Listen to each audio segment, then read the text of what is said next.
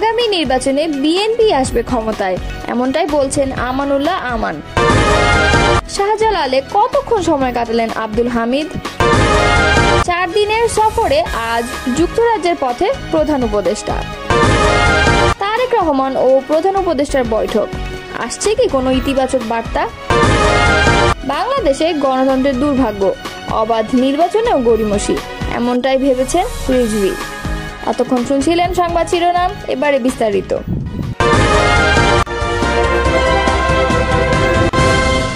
BNP চেয়ারপারসনের রাজনৈতিক উপদেষ্টা আমানুল্লাহ আমান বলেছেন, ভোট নেই এমন কিছু রাজনৈতিক দল এখন বিএনপির বিরুদ্ধে অপপ্রচারে মেতে উঠেছে, কিন্তু তারা যাই করুক জনগণের হৃদয় থেকে বিএনপিকে মুছে ফেলতে পারবে না।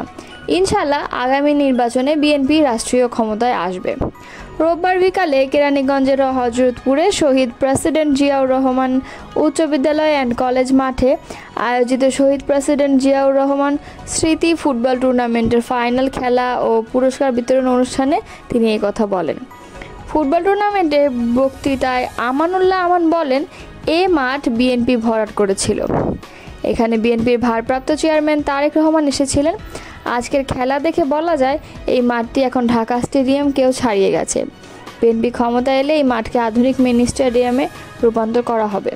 ফাইনাল খেলায় মুখোমুখি হয় কেরানীগঞ্জের বামনসুর ক্রীড়া চক্র ও মানিকগঞ্জের চারিগ্রাম ফুটবল একাদশ। টানটান উত্তেজনার ম্যাচে চারিগ্রাম একাদশ 1-0 গোলে জয়লাভ করে।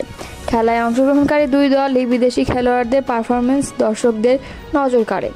হযরতপুর ইউনিয়ন বিএনপির সভাপতি ফজলুল করিম মোল্লার সভাপতিত্বে পুরস্কার বিতরণ অনুষ্ঠানে বিশেষ অতিথি হিসেবে উপস্থিত ছিলেন ঢাকা জেলা বিএনপির সাংগঠনিক সম্পাদক ব্যারিস্টার ইরফান ইবনে আমান অমি, কেরানীগঞ্জ মডেল উপজেলা বিএনপির সভাপতি মনির হোসেন মিনু এবং সিনিয়র সভাপতি শামীম আহসান। দেশে ফিরেছেন সাবেক রাষ্ট্রপতি আব্দুল হামিদ।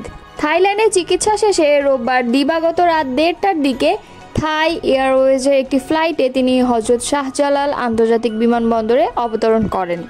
সেখানে 1 ঘন্টা ইমিগ্রেশন শেষে বিমানবন্দর ছাড়লেন আওয়ামী লীগ সরকারের সাবেক রাষ্ট্রপতি। থাই এয়ারওয়েজের ফ্লাইট TG-339-এ করে ঢাকায় অবতরণ করে আব্দুল হামিদ। অবতরণের পর 1:45 মিনিটে তিনি হুইল চেয়ারে করে ইমিগ্রেশন কাউন্টারে যান। রাত 2:45টার সময় তার ইমিগ্রেশন সম্পন্ন হয়। পরে রাত 3টার দিকে বিমানবন্দর ত্যাগ করেন আব্দুল হামিদ। এর আগে গত 8 মে রাতে শাহজালাল আন্তর্জাতিক বিমানবন্দর থেকে থাই এয়ারওয়েজের ব্যাংককগামী একটি ফ্লাইটে যাত্রা করে দেশ ছাড়েন আব্দুল হামিদ। পরে বিষয়টি গণমাধ্যমে প্রকাশ পেলে দেশের রাজনৈতিক অঙ্গনে এ নিয়ে আলোচনা শুরু হয়। গত বছরের 5 আগস্ট ছাত্র জনতার তীব্র আন্দোলনের মুখে শেখ হাসিনা ও তার দল আওয়ামী লীগের পতন হলে দলটির অনেক নেতাকর্মী দেশ ছাড়লেও আব্দুল হামিদ দেশে অবস্থান করছিলেন। 9 মাস পর চিকিৎসার জন্য ব্যাংককের উদ্দেশ্যে দেশ ছাড়েন তিনি। আব্দুল হামিদের বিরুদ্ধে একটি হত্যা মামলা থাকার তথ্য জানা গেছে। গত 14 জানুয়ারি কিশোরগঞ্জ থানার সদর থানায় তার বিরুদ্ধে মামলাটি করা হয়। মামলাটিতে সাবেক প্রধানমন্ত্রী শেখ হাসিনা, শেখ রেহানা, সজীব ওয়াজেদ জয়, সাইমা ওয়াজেদ পুতুল, ওবায়দুল কাদেরের নাম রয়েছে। 4 দিনের সফরে আজ সোমবার যুক্তরাজ্যে যাচ্ছেন অন্তর্বর্তী সরকারের প্রধান উপদেষ্টা অধ্যাপক ডক্টর মোহাম্মদ ইউনূস। সফরসঙ্গী হিসেবে তার সঙ্গে থাকবেন বাংলাদেশ ব্যাংকের governor doctor Ahsan H Mansur ও দুর্নীতি দমন কমিশনের চেয়ারম্যান ডক্টর আব্দুল মোমেন। এ সফরে ব্রিটেনের মর্যাদাপূর্ণ কিং চার্লস হারমোনি অ্যাওয়ার্ড 2025 গ্রহণ করবেন ডক্টর মোহাম্মদ ইউনূস। এর আগে বুধবার রাজধানীর বেইলি রোডের ফরেন সার্ভিস একাডেমিতে আয়োজিত এক প্রেস ব্রিফিংয়ে এ তথ্য জানান প্রধান উপদেষ্টার প্রেস সচিব শফিকুল আলম। শফিকুল আলম বলেন, আসন্ন সফরের বিভিন্ন বিষয় নিয়ে কথা বলতে British high commissioner Sarah Cook আজ প্রধান উপদেষ্টার সঙ্গে সাক্ষাৎ করেন। সেখানে প্রিন্স চার্লসের সঙ্গে সাক্ষাৎসহ বিভিন্ন স্বার্থ সংশ্লিষ্ট বিষয়ে দ্বিপাক্ষিক বৈঠক হবে। এছাড়া দুই দেশের সম্পর্ককে নতুন করে পুনরুজ্জীবিত করতে এবং অর্থনীতি, বাণিজ্য ও বিনিয়োগের ক্ষেত্রে আরও ঘনিষ্ঠ সহযোগিতা গড়ার লক্ষ্যে এ সফর অনুষ্ঠিত হবে।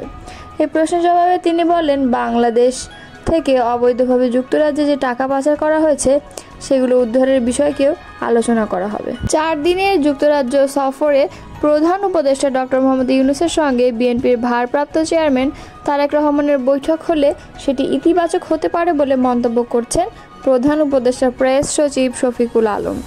তবে বৈঠকের কোনো চূড়ান্ত পরিকল্পনা হয়নি। আজ রোববার রাতে একটি সংবাদ মাধ্যমকে দেওয়া সাক্ষাৎকারে এই তথ্য জানান প্রেস সচিব। অন্তর্বর্তীকালীন সরকারের প্রধান উপদেষ্টা ডক্টর মোহাম্মদ ইউনূস আগামী 10 থেকে 13 জুন পর্যন্ত যুক্তরাজ্যে অবস্থান করবেন। প্রেস সচিব বলেন, তারেক রহমান বাংলাদেশে একটি বৃহৎ রাজনৈতিক দলের নেতা। তার সঙ্গে যদি প্রধান উপদেষ্টার বৈঠক হয় সেটি দেশের জন্য একটি ইতিবাচক বার্তা হতে পারে। তবে তারেক রহমানের সঙ্গে বৈঠকের বিষয়ে এখনও কোনো কিছু চূড়ান্ত হয়নি জানিয়ে প্রেস সচিব বলেন, লন্ডনে গিয়ে পরিস্থিতি বুঝে দেখা যাবে। প্রেস সচিব আরও বলেন, প্রধান উপদেষ্টা এর আগে স্পষ্ট করে বলেছেন তার সরকারের মূল লক্ষ্য হলো সংস্কার, বিচার ও নির্বাচন। সেই লক্ষ্য অনুযায়ী কাজ এগিয়ে চলছে। এখন পর্যন্ত 12 থেকে 15টি কমিশন গঠন করা হয়েছে এবং তারা তাদের সুপারিশ জমা দিয়েছে বলে জানান প্রেস সচিব। এসব সুপারিশ নিয়ে রাজনৈতিক দলগুলোর সঙ্গে আলোচনা চলছে। শফিকুল আলম বলেন, আর একটি হলো বিচার।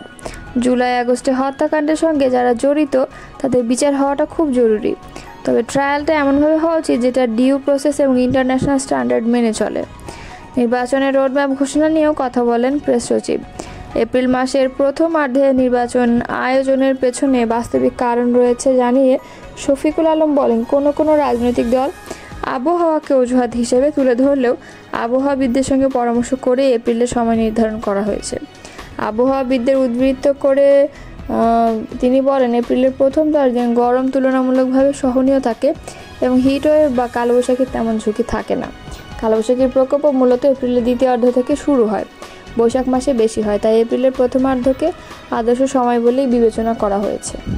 বাংলাদেশ জাতীয়তাবাদী দলের সিনিয়র যুগ্ম মহাসচিব রুহুল কবির রিজভী বলেছেন, জুলাইয়ের আত্মত্যাগের লক্ষ্য ছিল গণতন্ত্রকে অবমুক্ত করা, কিন্তু বাংলাদেশে গণতন্ত্রের দুর্ভাগ্য অবাধ নির্বাচন নিয়ে গড়িমসি হয়। রোববার দুপুরে নয়াপল্টনে জাতীয়তাবাদী রিকশা ও ভ্যান শ্রমিক দলের উদ্যোগে খাবার বিতরণকালে এক সংবাদ সম্মেলনে তিনি এসব কথা বলেন। রুহুল কবির রিজভী বলেন, বাংলাদেশের পলিমাটির যে বাতাস তা অত্যন্ত পরিশোধিত বাতাস। এই বাতাসের মাঝে এখন কিছু বঙ্কিম বাতাসও প্রবাহিত হয়।